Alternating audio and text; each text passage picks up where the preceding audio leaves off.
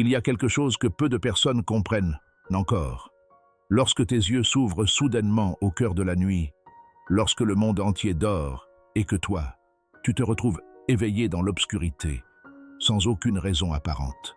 Ce moment n'est pas un accident. Ce n'est pas ton corps qui te trahit. Ce n'est pas le stress qui te vole ton sommeil. C'est une convocation. Dieu t'appelle. Et la manière dont tu réponds à cet appel peut transformer non seulement cette nuit, mais toute la saison spirituelle que tu traverses en ce moment. Dans le livre de Job, chapitre 33, versets 14 à 16, il est écrit « Dieu parle cependant, tantôt d'une manière, tantôt d'une autre, et l'on n'y prend pas garde. Il parle par des songes, par des visions nocturnes, quand les hommes sont livrés à un profond sommeil, quand ils sont endormis sur leur couche. Alors, il ouvre l'oreille des hommes. Dieu ouvre l'oreille des hommes. La nuit. Et si c'était exactement ce qui t'arrive en ce moment? Peut-être que certaines nuits, tu te réveilles à 3 heures du matin avec une pesanteur dans la poitrine que tu ne sais pas expliquer. Peut-être qu'il y a des pensées qui reviennent, des combats qui ne semblent jamais vraiment se terminer, des douleurs intérieures que tu portes depuis si longtemps qu'elles te semblent normales. Peut-être que tu es fatigué, non pas seulement dans ton corps, mais dans ton âme. Ce script est pour toi, pas pour celui qui va bien, pour celui qui se bat dans le silence de la nuit et qui a besoin que Dieu intervienne. Dans cette vidéo, tu vas découvrir des paroles précises que tu peux adresser à Dieu lorsque tu te réveilles à 3 heures du matin. Des paroles qui brisent les chaînes spirituelles. Des paroles qui invitent à la guérison intérieure. Des paroles qui déplacent les ténèbres et font entrer la lumière de Dieu dans les coins les plus sombres de ton âme. Si tu crois que Dieu parle encore aujourd'hui et qu'il peut encore délivrer, guérir et restaurer, prends un instant pour aimer cette vidéo. Abonne-toi à la chaîne et écris en commentaire. Je suis prêt à recevoir ce que Dieu a pour moi cette nuit. Reste jusqu'à la fin. Chaque parole que tu vas découvrir a été choisie pour toucher une dimension précise de ton âme. Et certaines d'entre elles pourraient bien être exactement ce que tu attendais sans le savoir. Avant d'aller plus loin, ferme les yeux une seconde. Respire profondément et laisse cette prière préparer ton cœur à recevoir. Père Céleste, je viens devant toi pour chaque personne qui écoute cette parole en ce moment. Seigneur, tu connais le combat qu'elle mène. Tu connais les nuits où elle s'est retrouvée seule dans l'obscurité, avec des questions sans réponse et des larmes silencieuses. Tu vois les blessures qu'elle ne montre pas. Tu entends les cris qu'elle retient. Et ce soir, Seigneur, je te demande de toucher son cœur d'une manière qu'elle n'a encore jamais ressentie. Que chaque parole qu'elle entendra soit comme de l'eau sur une terre asséchée. Que ton Esprit Saint descende maintenant et prépare son âme à recevoir ta délivrance et ta guérison. Au nom puissant de Jésus-Christ. Amen. Dans la Bible, 3 heures du matin, 12 heures du matin n'est pas une heure ordinaire. C'est l'heure où Jésus marcha sur les eaux pour rejoindre ses disciples terrifiés dans la tempête. L'évangile de Matthieu, chapitre 14, précise que c'était à la 4e veille de la nuit, soit aux alentours de 3 heures du matin. C'est l'heure où les bergers veillaient dans les champs, lorsque le ciel s'ouvrit et qu'un ange leur annonça la naissance du Sauveur. C'est l'heure silencieuse que les anciens appelaient l'heure de la prière, un moment où le voile entre le ciel et la terre semble plus mince, où la présence de Dieu se fait sentir avec une intensité particulière. Mais c'est aussi l'heure que l'ennemi cherche à utiliser, l'heure où il envoie la peur, le découragement, les pensées sombres, les accusations contre toi-même. Lorsque tu te réveilles à cette heure, il y a un combat invisible qui se joue autour de ton âme. Et ce combat se gagne par la parole. La première parole que tu dois dire à Dieu lorsque tu te réveilles à 3 heures du matin est celle-ci. Elle n'est ceci. Seigneur, je reconnais ta présence dans cette nuit. Tu m'as réveillé et me voici. Cette parole semble simple. Elle est en réalité l'une des plus puissantes que tu puisses prononcer. Voici pourquoi. Lorsque tu te réveilles au cœur de la nuit avec une pesanteur inexplicable, la première tentation est de te retourner dans ton lit et d'essayer de te rendormir.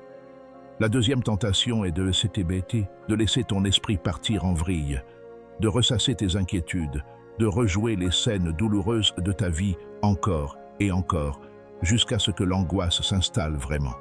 Mais ces deux réactions ont un point commun. Elles ignorent Dieu. Dieu. Elles traitent ce réveil comme un problème à résoudre plutôt que comme une rencontre à accepter.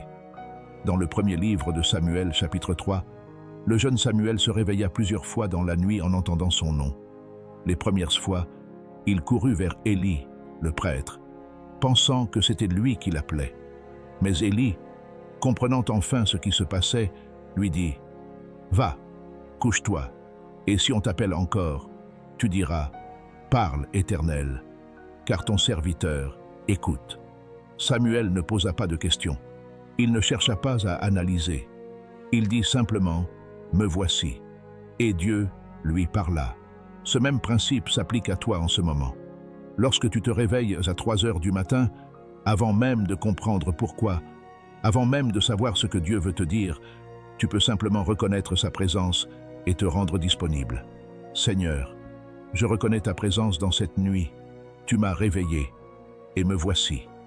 Ces paroles font quelque chose de précis dans le monde spirituel. Elles positionnent ton âme. Elles déclarent que tu n'es pas seul dans cette nuit. Elles affirment que ce réveil a une signification. Et elles ouvrent une porte que ni la peur ni le doute ne peuvent fermer. Il y a peut-être des personnes qui écoutent ce message en ce moment et qui traversent une nuit spirituelle longue, éprouvante. Une saison où Dieu semble silencieux. Peut-être que tu pries depuis des mois pour une situation qui ne change pas encore. Peut-être que tu portes quelque chose de lourd et que personne autour de toi ne semble le voir. Mais si tu te réveilles dans la nuit, c'est que Dieu n'est pas silencieux. C'est qu'il frappe à la porte de ton cœur à l'heure la plus calme, la plus intime, l'heure où tu ne peux pas te cacher derrière tes activités, ni derrière les bruits du monde. Prends un moment maintenant et prie avec moi ces paroles. Seigneur mon Dieu, tu m'as réveillé dans le silence de cette nuit, et je reconnais ta présence. Me voici devant toi, avec tout ce que je suis, avec mes forces et mes fragilités, avec mes victoires et mes blessures.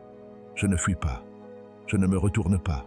Je reste devant toi et je dis, parle Seigneur, car ton serviteur écoute. Que ton Esprit Saint remplisse cet instant et que mon cœur soit assez calme pour entendre ta voix. Au nom de Jésus-Christ. Amen. La deuxième parole que tu dois dire à Dieu lorsque tu te réveilles à 3 heures du matin est celle-ci. Seigneur, je brise toute chaîne spirituelle sur ma vie au nom de Jésus. Il y a des réveils nocturnes qui ne sont pas seulement des invitations divines. Ce sont aussi des batailles spirituelles. L'apôtre Paul écrit dans la lettre aux Éphésiens, chapitre 6, versets 11 à 12. « Revêtez-vous de toutes les armes de Dieu, afin de pouvoir tenir ferme contre les ruses du diable.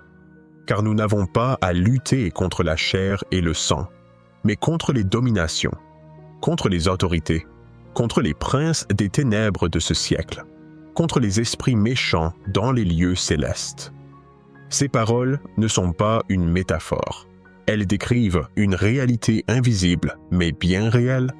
Certaines nuits, lorsque tu te réveilles avec une oppression dans la poitrine, avec des pensées de désespoir, avec des images ou des peurs que tu ne peux pas contrôler, tu n'es pas en train de subir un simple désordre psychologique.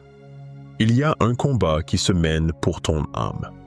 L'ennemi cherche à utiliser les heures les plus vulnérables de ta nuit pour semer la peur, le découragement et le mensonge dans ton cœur. Mais voici ce que l'ennemi ne veut pas que tu saches. Il n'a aucun pouvoir sur celui qui se lève et déclare le nom de Jésus dans les ténèbres. Dans les Actes des Apôtres, chapitre 16, Paul et Silas se trouvaient en prison, les pieds dans les ceps, au milieu de la nuit. Au lieu de se laisser écraser par l'oppression, ils se mirent à prier et à chanter des cantiques à Dieu. Et soudainement, un grand tremblement de terre secoua les fondements de la prison. Les portes s'ouvrirent tête. Les chaînes tombèrent. La louange et la déclaration du nom de Dieu, au milieu de la nuit, dans une prison, libérèrent dans des captifs. Ta chambre peut devenir ce soir le lieu de ta délivrance. Peut-être que tu portes des chaînes que tu ne vois pas encore clairement, des habitudes qui te maintiennent dans un cycle que tu essaies de briser depuis des années. Des pensées négatives qui reviennent toujours avec la même force.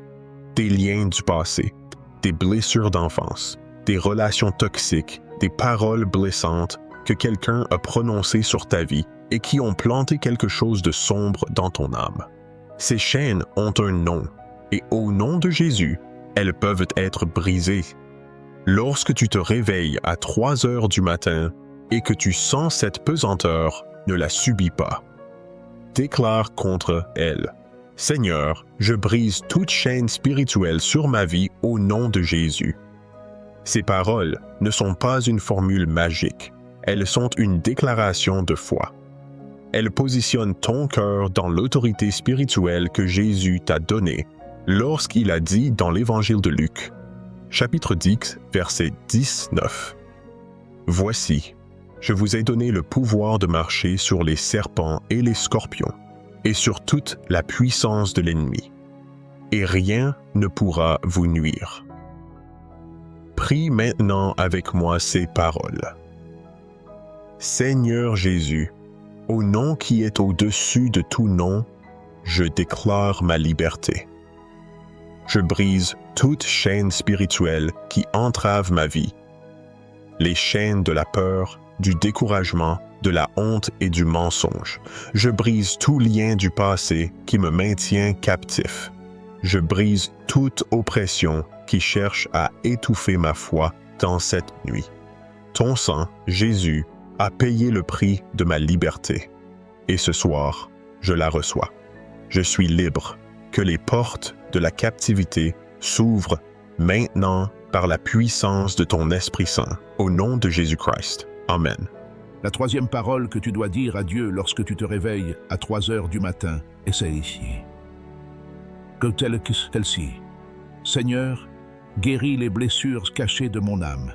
Il existe un type de blessure que les médecins ne peuvent pas soigner. Ce n'est pas une blessure du corps, c'est une blessure de l'âme.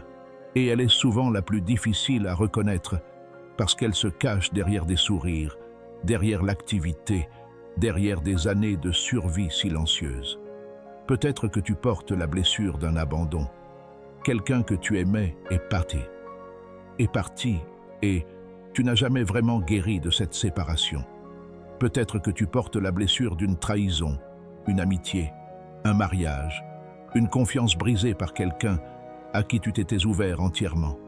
Peut-être que tu portes la blessure des paroles d'un parent qui t'a dit que tu ne valais rien. Et quelque part, une partie de toi l'a cru. Ces blessures restent vivantes en toi. La nuit, dans le silence, elles parlent. Elles se manifestent sous forme d'angoisse inexplicable, de tristesse profonde, de colère soudaine, de besoins affectifs que rien ne semble jamais vraiment combler. Mais voici la vérité que Dieu veut que tu entendes ce soir. Il voit ces blessures. Il les a vues depuis le début. Et il est le seul médecin capable de guérir ce que les années de douleur ont fait à ton âme. Dans le livre d'Ésaïe, chapitre 61, verset 1, la prophétie messianique déclare « L'Esprit du Seigneur, l'Éternel, est sur moi, parce que l'Éternel m'a oint pour apporter de bonnes nouvelles aux malheureux.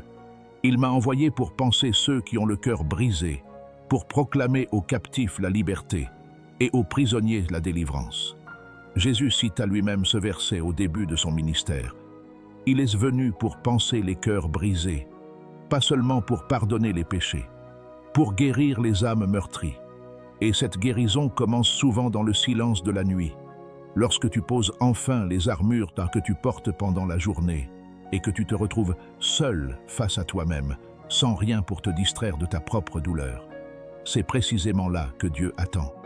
Dans l'évangile de Jean, chapitre 5, il y a un homme paralysé depuis 38 ans, couché au bord de la piscine de Bethesda. 38 années de douleur, 38 années d'attente. Et Jésus vient le trouver et lui pose une question qui semble étrange. Veux-tu être guéri? Pourquoi cette question? Parce que certaines personnes s'habituent à leur blessure. Parce que la douleur devient parfois une identité. Et Jésus veut savoir si tu es vraiment prêt à laisser partir ce qui te fait souffrir depuis si longtemps. Alors je te pose cette même question ce soir. Veux-tu être guéri? Si la réponse est ou oui, dis cette parole à Dieu dans le silence de ta nuit. Seigneur, guéris les blessures cachées de mon âme. Prie avec moi maintenant. Seigneur Jésus, tu vois les blessures que je n'ai jamais pu montrer à personne. Tu vois les endroits de mon cœur que j'ai fermés à clé par peur de souffrir encore. Ce soir, j'ouvre ces portes devant toi. Je te demande de poser ta main sur chaque blessure, sur chaque cicatrice, sur chaque partie de mon âme que la douleur a marquée. Guéris-moi là où je ne sais plus me guérir moi-même. Libère-moi du poids du passé. Rends à mon cœur la légèreté que la douleur lui a volée. Et là où les blessures des autres ont planté du mensonge en moi, remplace ce mensonge par ta vérité. Tu m'aimes. Ah, tu m'aimes. Tu m'as choisi et tu me fais nouveau. Au nom de Jésus-Christ. Amen. Écris en commentaire si cette parole a touché quelque chose dans ton cœur. Écris simplement « Seigneur, guéris mon âme ». Ces quelques mots peuvent être dits dès le début d'un processus de guérison que Dieu a préparé pour toi. La quatrième parole que tu dois dire à Dieu lorsque tu te réveilles à 3 heures du matin est celle-ci. « Seigneur, je te remets chaque personne qui m'a blessé. Je choisis le pardon. » Il y a une raison pour laquelle beaucoup de personnes se réveillent à 3 heures du matin avec certains visages dans leur esprit. Certains non. Certaines scènes du passé qui refusent de disparaître. L'amertume est l'une des chaînes spirituelles les plus lourdes que l'être humain puisse porter. Et elle est aussi l'une des plus silencieuses parce qu'elle se déguise en justice. Elle se cache derrière la phrase « Cette personne mérite que je sois en colère contre elle. » Peut-être que c'est vrai. Peut-être que la personne qui t'a blessé mérite ta colère selon les critères de ce monde. Mais voici ce que Dieu dit dans la lettre aux Éphésiens, chapitre 4, versets 31 à 32. Que toute amertume, toute animosité, toute colère, toute clameur et toute médisance disparaissent du milieu de vous, ainsi que toute méchanceté. Soyez bons les uns envers les autres, compatissants, vous pardonnant mutuellement, comme Dieu vous a pardonné en Christ. Le pardon n'est pas un sentiment, c'est une décision. Ce n'est pas dire que ce que l'autre a fait ait été acceptable. C'est décider de ne plus laisser cette personne occuper un espace dans ton âme que seul Dieu devrait habiter. Jésus, sur la croix, alors qu'il portait la souffrance la plus injuste qui ait jamais existé, prononça ces paroles. « Père, pardonne-leur, car ils ne savent pas ce qu'ils font. » Il n'attendit pas de ressentir le pardon. Il le déclara. Et cette déclaration fut un acte de libération, non pas seulement pour ceux qu'il pardonnait, mais pour lui-même dans sa dimension d'humanité.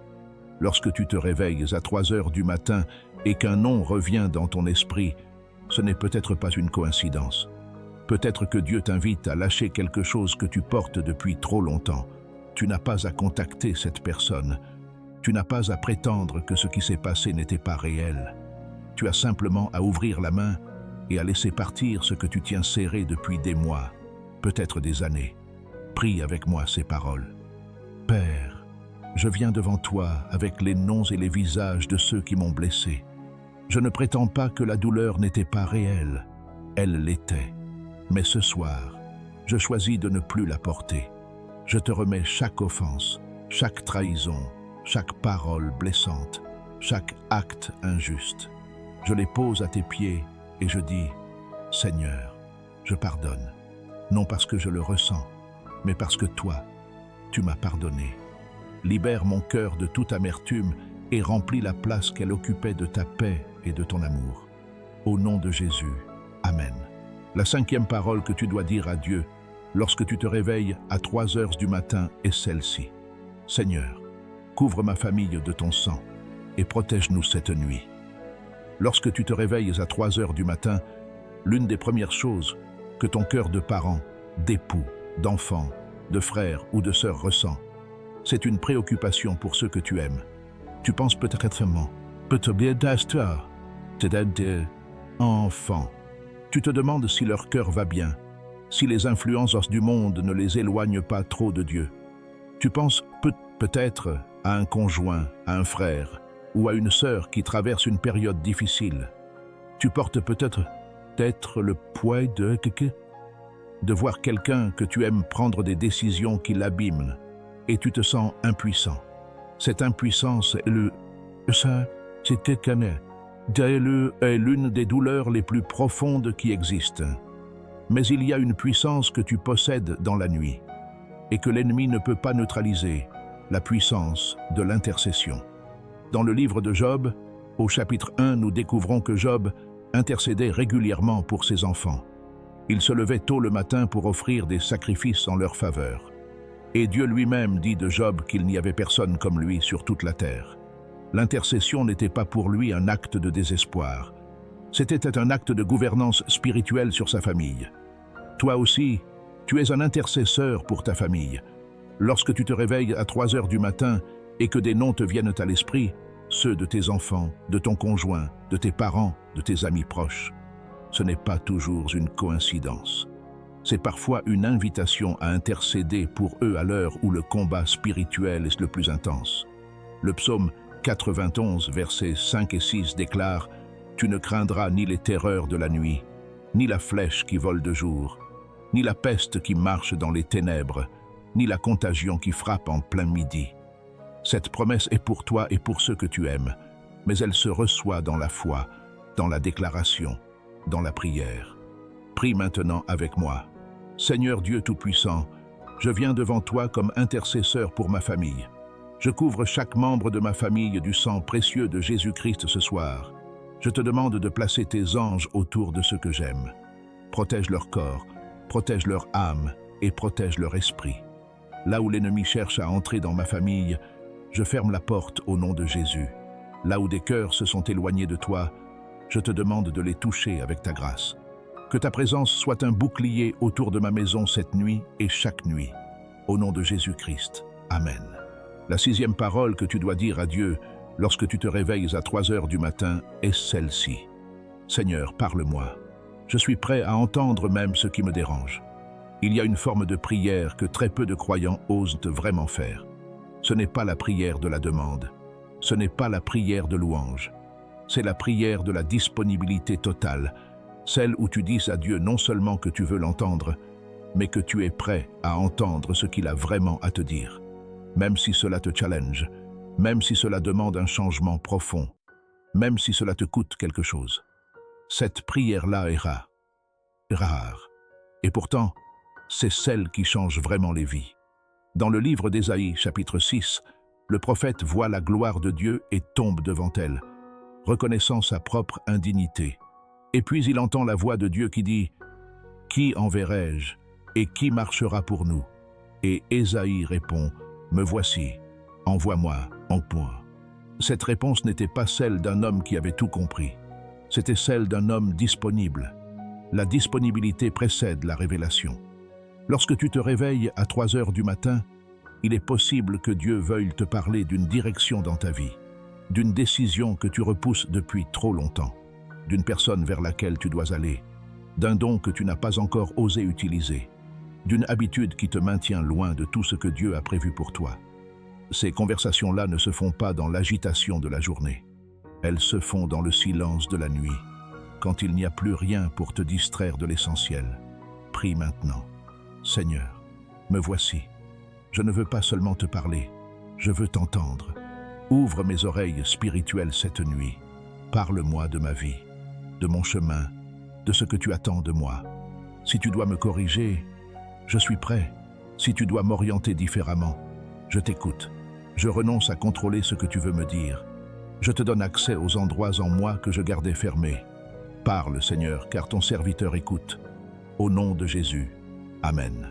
La 7e parole que tu dois dire à Dieu, lorsque tu te réveilles à 3 heures du matin, est celle-ci. Seigneur, renouvelle mon espérance. Je choisis de croire encore. Il y a un ennemi que très peu de croyants nomment clairement, parce qu'il ressemble parfois à de la sagesse, à du réalisme, à de la maturité. Cet ennemi, c'est le désespoir silencieux. Ce n'est pas que tu aies cessé de croire en Dieu, c'est que tu as commencé à croire, quelque part au fond de toi, que certaines choses ne changeront jamais pour toi, que cette prière que tu fais depuis des années restera sans réponse, que cette restauration que tu attends n'arrivera pas vraiment, que Dieu est peut-être fidèle pour les autres, mais que pour toi, certaines portes resteront fermées. Ce mensonge, ça, l'une des armes les plus sophistiquées de l'ennemi, parce qu'il ne te pousse pas à rejeter Dieu complètement. Il te pousse simplement à cesser d'attendre. Mais voici ce que la parole de Dieu déclare dans le livre des Lamentations, chapitre 3, versets 20 et 1 à 23. Voici ce que je veux rappeler à mon esprit, ce qui me donnera de l'espérance. Les bontés de l'Éternel ne sont pas épuisées, ses compassions ne sont pas à leur terme. Elles se renouvellent chaque matin. Ta fidélité est grande, grande. Chaque matin, les bontés de Dieu se renouvellent chaque matin. Cela signifie que la nuit, aussi longue qu'elle soit, aussi sombre qu'elle paraisse, ne dure jamais pour toujours. Le matin vient, la nouveauté vient, la fidélité de Dieu arrive, même après les nuits les plus difficiles. Et cette nuit, à 3 heures du matin, tu peux faire le choix le plus courageux qui soit. Non pas le choix de ceux qui n'ont jamais douté, mais le choix de ceux qui ont tout vu, qui ont traversé la douleur, qui connaissent le goût des larmes dans la nuit, et qui décident quand même de croire encore. Cette fois-là, Dieu l'honore d'une manière extraordinaire. Prie avec moi. Père, je viens devant toi avec mon espérance fatiguée. Je ne vais pas prétendre que l'attente a été facile. Je ne vais pas faire semblant que je n'ai jamais douté. Mais ce soir, je choisis de croire encore. Je choisis de croire que tu es fidèle. Je choisis de croire que tes plans pour ma vie sont bons, même quand je ne les vois pas encore. Renouvelle mon espérance cette nuit. Ravive en moi la certitude que le matin arrive, que ta main n'est pas trop courte pour atteindre ma situation, et que ce qui me semble impossible n'est qu'une occasion pour toi de manifester ta gloire. Je te fais confiance. Au nom de Jésus-Christ. Amen. La 8e et dernière parole que tu dois dire à Dieu lorsque tu te réveilles à 3 heures du matin est celle-ci. Seigneur, que ta volonté soit faite dans ma vie. Je me repose en toi. Cette parole est la plus difficile, et c'est aussi la plus libératrice, parce qu'elle demande quelque chose que notre nature humaine résiste instinctivement. Lâcher prise sur le contrôle. Nous vivons dans un monde qui valorise la maîtrise, la planification, la performance. Et cette mentalité s'infiltre parfois dans notre relation avec Dieu. Nous prions, mais nous cherchons aussi à contrôler les réponses. Nous faisons confiance, mais avec des conditions. Nous nous abandonnons, mais jusqu'à un certain point seulement. Et puis les nuits arrivent, où nous réalisons que nous ne contrôlons pas autant que nous le pensions. Dans le jardin de Gethsémanée, la nuit avant sa crucifixion, Jésus pria ainsi selon l'évangile de Matthieu chapitre 26, verset 39. « Mon Père, s'il est possible que cette coupe s'éloigne de moi. Toutefois, non pas comme je veux, mais comme tu veux. » Ce n'est pas une prière de résignation, c'est une prière de confiance absolue. Il y a une profonde différence entre la résignation et l'abandon à Dieu. La résignation dit « Je n'ai plus d'espoir, alors autant accepter. » L'abandon dit « Je te fais confiance au-delà de ce que je comprends, parce que tu es bon et que tes voies sont plus hautes que les miennes. » Lorsque tu te réveilles à 3 heures du matin, avec le poids de tout ce que tu n'as pas encore résolu, de tout ce qui n'est pas encore réglé dans ta vie, les finances, la santé, la famille, l'avenir, tu peux poser ce poids à tes pieds et dire à Dieu « Ta volonté soit faite, je me repose en toi. » Et cette déclaration fait quelque chose de physique dans ton corps. Elle relâche la tension, elle ralentit les pensées, elle invite la paix de Dieu, cette paix que Paul décrit dans la lettre aux Philippiens, chapitre 4, verset 7, comme une paix qui surpasse toute intelligence, à entrer dans ton cœur et ton esprit. Prie avec moi pour finir. Seigneur mon Dieu, ce soir je dépose tout devant toi. Je dépose mes inquiétudes, mes projets non encore accomplis, mes prières encore en attente et mes peurs pour demain. Je ne peux pas tout contrôler et je réalise ce soir que je n'en ai pas besoin parce que toi, tu tiens tout dans tes mains. Que ta volonté soit faite dans ma vie, non pas comme je le veux, mais comme tu le veux. Car tes pensées pour moi sont des pensées de paix et non de malheur, pour me donner un avenir et une espérance. Comme le déclare ta parole dans Jérémie 29, 11. Je me repose maintenant dans ta présence. Que ton Esprit Saint garde mon cœur et mon esprit dans ta paix, et que lorsque le jour se lèvera, je marche avec la certitude que tu as veillé sur moi pendant toute cette nuit. Au nom de Jésus-Christ. Amen. Si cette vidéo a touché ton cœur, si l'une de ces paroles a rejoint quelque chose que tu portais en silence, n'arrête pas là. Reviens. Reviens à ces prières dans les nuits qui suivront. Parce que la délivrance et la guérison sont souvent un processus, pas seulement un moment. Et chaque nuit que tu passes en présence de Dieu, plutôt que dans l'angoisse, est une nuit de victoire. Abonne-toi à la chaîne pour ne manquer aucun message. Laisse un commentaire avec le numéro de la parole qui t'a le plus touché. Partage cette vidéo avec quelqu'un qui en a besoin ce soir. Et souviens-toi, Dieu t'a réveillé dans cette nuit parce qu'il t'aime, parce que tu lui importes, parce qu'il y a quelque chose en toi qu'il veut encore guérir, encore libérer, encore renouveler. La nuit la plus sombre précède toujours l'aube, et l'aube vient.